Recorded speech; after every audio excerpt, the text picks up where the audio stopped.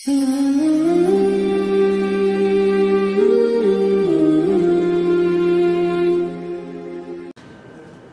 আশুরার রোজা কবে রাখতে হবে?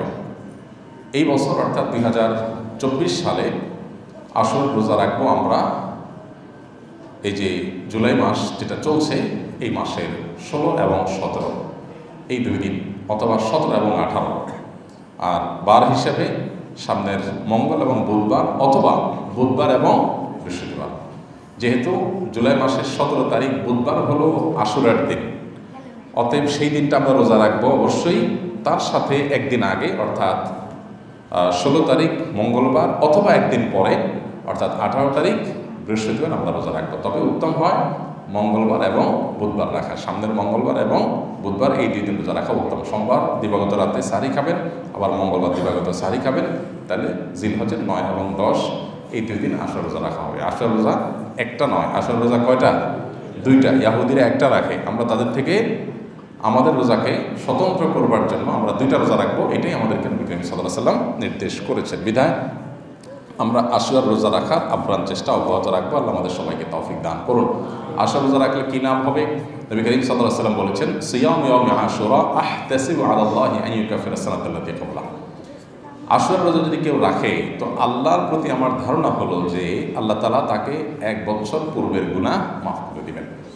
এই জন্য আশুরা রোজা রাখা আপ্রাণ চেষ্টা অব্যাহত রাখবো। নবী সাল্লাল্লাহু আলাইহি ওয়াসাল্লামের গুরুত্বপূর্ণ একটি সুন্নাহ, যেটা বছরে একবারই রাখার সুযোগ আসে। নারী পুরুষ সবাই প্রত্যেকে যার যার জায়গা থেকে আমরা রোজাটা রাখবো।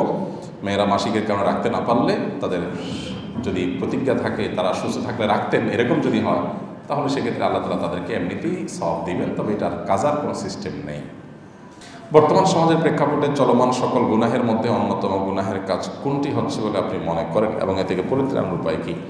পরিমাণ যদি সবচেয়ে বেশি হয় বলেন তাহলে বলবো চোখের গুনাহ। চোখ দিয়ে মানুষ সবচেয়ে বেশি গুনাহ এখন করছে, বিশেষ করে সোশ্যাল মিডিয়া ইত্যাদির কারণে। আর ভয়াবহতার বিচার যদি বলেন কোন অপরাধ ভয়াবহ অপরাধের মাত্রা আমাদের মধ্যে সবচেয়ে বেশি, তাহলে আমরা বলবো গুনাহের মধ্যে, কবিরা গুনাহের মধ্যে হারাম ভক্ষণ করা, মানুষের হক নষ্ট করা, এগুলো আমাদের মধ্যে সবচেয়ে বেশি। আমাদের সমাজে বিশেষ করে বেশিরভাগ মানুষই আলহামদুলিল্লাহ চুরি, ডাকাতি, মাদক সেবন, মানুষ হত্যা করা, এরকম বড় বড় মোটা দাগে কবিরা গুনাহগুলোতে লিপ্ত হয় না। তাহলে বেশিরভাগ মানুষ যেই কবিরা গুনাহে লিপ্ত হয় সেটা হলো নামাজি হয়েও মানুষের হক নষ্ট করছে। আপনি মসজিদে আসছেন, জুতা রেখে আসছেন, একজনের জুতার উপরে আপনার জুতাটা রেখে আসছেন, আপনার জুতা কাদা দিয়ে হেঁটে এসে তার জুতার উপর রেখে আসছেন, তার জুতাটাকে ময়লা করে দিয়েছেন, আপনি তার হক নষ্ট করেছেন। আমরা খেয়াল করি না হয়তো। রাস্তাঘাটে চলতে ফিরতে প্রতিবেশী, আত্মীয় স্বজন, কলিগ, সহকর্মী, সহযাত্রী, সহপাঠী, এমনকি মসজিদে এসেও দেখা যায় আমি পাশে মুসল্লির হক নষ্ট করছি, জোরে জোরে তেলাওয়াত করতেছি, ডিস্টার্ব হচ্ছে, এরকম নানাভাবে আমরা মানুষের হক নষ্ট করছি। আমরা লেবাসি পোশাকে ইসলামে বিশ্বাসী, আমরা আচার আচরণে বেশিরভাগ মুসলমানরা ইসলামে বিশ্বাসী না। এই অপরাধটা, মানুষকে কষ্ট দেওয়া, মানুষের হক নষ্ট করা এবং উপার্জনের ক্ষেত্রে হালাল হারাম বিবেচনা না করা, এই অপরাধটা আমাদের সমাজে ভয়াবহ অপরাধের মধ্যে মাত্রায় বা পরিমাণে সবচাইতে বেশি। বাঁচার উপায় কি? বাঁচার উপায় খুবই সিম্পল। এগুলো থেকে বাঁচার জন্য সংকল্প করা, এগুলোর ভয়াবহতাটা বোঝার চেষ্টা করা, যে আমরা যত নেকামল করি না কেন, মানুষের হক নষ্ট করলে, মানুষকে কষ্ট দিলে আল্লাহর কাছে ওই নেকামলের কোনো মূল্য, ভ্যালু থাকবে না। এটা আমাদের পরিষ্কারভাবে জানতে হবে এবং ক্লিয়ার করতে হবে। আল্লাহ তাআলা আমাদেরকে বোঝার তৌফিক দান করুন। আমাদের সমাজে বেশিরভাগ মুসলমানদেরই ধারণা হলো যে আমরা নামাজ কালাম পড়লাম, রোজা রাখলাম, বাস আমার হয়ে গেল। আল্লাহ নারাজ হোক, বান্দা নারাজ হোক, মানুষের ক্ষতি হোক, জমি জমা, আপনার উপার্জন, তারপরে যায় চাকরি বাকরির ক্ষেত্রে সুদ ঘুষ, এগুলোর বাজ বিচার আমি করলাম না, যা খুশি তা করলাম। এই জন্য দেখবেন যত দুর্নীতিবাজ ধরা পড়ে, যদিও বেশিরভাগই আপনার দাড়ি ছাড়া, টুপি ছাড়া, ইসলামিক পোশাক ছাড়া, কিন্তু কিছু কিছু আছে দাড়ি টুপি ইসলামিক পোশাক সহই ধরা পড়ে। আবার তাদের দেখা যায় হজ করে, উমরা করে, তাদের কোনো ছবি সোশ্যাল মিডিয়াতে আপনার ছড়িয়ে পড়ে। তো একটা লোক আল্লাহর প্রতি বিশ্বাস করে হজমটা করতেছে, সে আবার কীভাবে দুর্নীতি করে, সেভাবে কীভাবে হক নষ্ট করে, কীভাবে মানুষের অধিকার নষ্ট করে? এটা তখনই হতে পারে যখন ইসলাম সম্পর্কে সঠিক ধারণা তার না থাকে। এই জন্য ইসলামটা বোঝার চেষ্টা করা যে আল্লাহ তাআলা কিসে খুশি হবেন, কিসে বেজার হবেন। আমি চুরিদারি করে এরপরে ওই টাকা আল্লাহ রাস্তা দান করে দিলাম, হজমটা করে ফেললাম, এটাতে রিকভার হবে না। আল্লাহ আমাদেরকে ইসলামটাকে বোঝার তৌফিক দান করুন। যদি কোনো ব্যক্তি ভুলে হারাম ভক্ষণ করে থাকে এবং পরবর্তীতে বুঝতে পারে খাবারটি হালাল ছিল না, এক্ষেত্রে তার ইবাদত কবুল হওয়া নিয়ে কোনো সংশয় আছে কিনা? প্রথম কথা হলো আরেকজনের সম্পদ আপনি ভক্ষণ করে ফেলেছেন, ভোগ করে ফেলেছেন, জিনিসটা আরেকজনের ছিল, আপনি পরে টের পেয়েছেন। এরকম যদি হয় তাহলে আপনার প্রায়শ্চিত্ত হবে, তওবা হবে যে ওই পরিমাণ খাবার বা টাকা পয়সা যেটাই আপনি ভোগ করেছেন সেটা মালিককে ফেরত দেওয়ার ব্যবস্থা করবেন, উদ্যোগ নেবেন। নিজে পারেন, অন্য কারোর মাধ্যমে যে কোনোভাবে তার অ্যাকাউন্টে সেটা ঢুকিয়ে দেবেন বা তার মালিকানা সেটা দিয়ে দিবেন। এটা হবে প্রথম কাজ।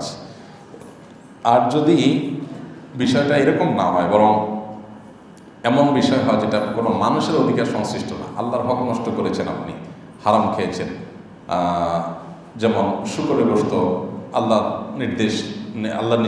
নির্দেশ হলো সেটা ভক্ষণ না করা, এখন আপনি এটা খেয়ে ফেলেছেন, এখানে কোনো মানুষ হক নষ্ট করেন নাই। তো এই জাতীয় হারাম যদি হয়, কেউ মাদক সেবন করে ফেলেছেন, নিজের টাকা দিয়ে কিনে সেবন করেছেন, কোনো মানুষের হক নষ্ট করেন না, কিন্তু আল্লাহর হক নষ্ট করেছেন। তো এইরকম পরিস্থিতি হলে আল্লাহ তাআলার কাছে তওবা করতে হবে, খাঁটি তওবা করতে হবে, জীবনে যেন আর না করা হয়।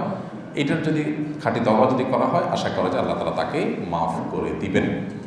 এবং বান্দার হক যদি হয় তাহলে বান্দারটা বান্দার কাছে ফেরত দিবেন, পাশাপাশি আল্লাহর কাছে মাফ চাইবেন। এই দুই ধরনের প্রচেষ্টার পর আশা করা যায় আল্লাহ তাআলা মাফ করবেন ইনশাআল্লাহ।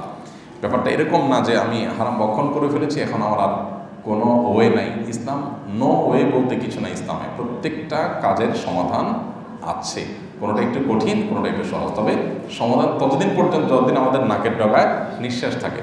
মরে গেলে তখন আর এটার সমাধানের পথ সুদূর করা হতো। মুহররম মাসের বিশেষ কোনো আমল আছে কিনা? মুহররম মাসের বিশেষ এবং স্পেশাল আমল হলো বেশি বেশি নফল রোজা রাখা। নবী করিম সাল্লাল্লাহু আলাইহি ওয়াসাল্লাম বলেছেন, আফদালুস সিয়াম বা'দা রমাদান শাহরুল্লাহিল মুহররম। রমাদানের পরে আল্লাহর কাছে সবচেয়ে উত্তম রোজা হলো আল্লাহর মাস মুহররম মাসে নফল রোজা রাখা। অর্থাৎ রমজানের রোজা তো ফরজ রোজা, সেটার সাথে কোনোটা তুলনা চলে না। রমজানের রোজার পরে সবচেয়ে বেশি নফল রোজার জন্য আদর্শ মাস হলো মুহররম মাস। নবী করিম সাল্লাল্লাহু আলাইহি ওয়াসাল্লাম শাবান মাসে সবচেয়ে বেশি নফল রোজা রেখেছেন। অনেক উলামা ইকরাম বলেছেন মুহররমের ফজিলত তিনি বলেছেন, কিন্তু আমল করার তৌফিক পান নাই, তার আগে দুনিয়া থেকে চলে গেছেন। যাই হোক, তো মুহররম মাসে বেশি বেশি নফল রোজা রাখার ব্যাপারে গুরুত্ব আরোপ করা হয়েছে, উৎসাহ দেওয়া হয়েছে। এই জন্য এই মাসের স্পেশাল নাম হলো নারী পুরুষ সবাই যার যার জায়গা থেকে মুহররম মাস উপলক্ষে আমরা যার যার সাধ্য অনুযায়ী 2, 4, 10টা রোজা রাখার চেষ্টা করব। সোমবার বৃহস্পতিবার যারা রোজা রাখেন, চাঁদের 13, 14, 15 যারা রোজা রাখেন, আশুরার যারা রোজা রাখেন, এগুলো তো রাখবেনই।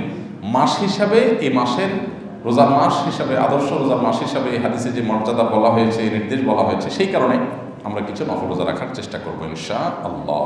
এছাড়া মুহররম শব্দের অর্থেই সম্মানিত, এই মাসটা মর্যাদাবান, সম্মানিত 4 মাসের ভিতরে সবচেয়ে সেরা মাস। আবার এই মাসে আশুরা রয়েছে, সেজন্য এটার মর্যাদা অনেক বেশি। নবী করিম সাল্লাল্লাহু আলাইহি ওয়াসাল্লাম এটাকে শাহরুল্লাহ বা আল্লাহর মাস বলেছেন। এখান থেকে এই মাসের মর্যাদা বুঝে আসে। এই জন্য অন্য যে কোনো সময় চাইতে এই মাসে পাপাচার থেকে আমরা বেঁচে থাকার চেষ্টা করব।